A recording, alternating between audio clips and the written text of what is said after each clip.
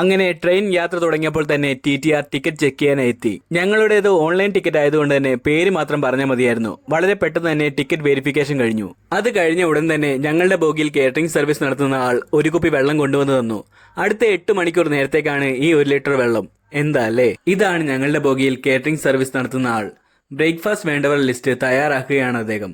Non veg വേണോ veg വേണോ എന്ന് നമ്മളോട് ചോദിക്കും. നമ്മൾ പറയുന്നതനുസരിച്ച് അദ്ദേഹം മാർക്ക് ചെയ്യും. ഞങ്ങൾ ആവശ്യപ്പെട്ടത് നോൺ വെജ് ഫുഡായിരുന്നു. അത് എത്താൻ 9:30 മണിയാകുമെന്നാണ് ഞങ്ങളോട് പറഞ്ഞത്. കാരണം അടുത്ത സ്റ്റേഷനിൽ നിന്നാണ് ഫുഡ് കയറ്റുന്നത്.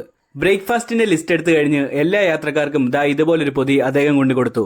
അതിൽ എന്തൊക്കെയാണെന്ന് നമുക്കൊന്ന് നോക്കാം. ബർത്തിൽ യൂസ് ചെയ്യാനുള്ള പുതപ്പും കാര്യങ്ങളൊക്കെയായിരുന്നു ആ പാക്കറ്റിൽ ഉണ്ടായിരുന്നത്. ചെറിയൊരു ടവലും ഒരു പുതപ്പും ഒരു ബെഡ്ഷീറ്റുമായിരുന്നു അതിലുണ്ടായിരുന്നത്. ഒരു ബ്ലാങ്കറ്റ് എല്ലാ ബർത്തിലും നേരത്തെ തന്നെ വെച്ചിട്ടുണ്ടായിരുന്നു. ഈ പാക്കറ്റിൽ ഉണ്ടായിരുന്ന ടവലും ബെഡ്ഷീറ്റും പുതപ്പും എല്ലാം ഇവർ വാഷ് ചെയ്ത് ഉപയോഗിക്കുന്നതാണ്.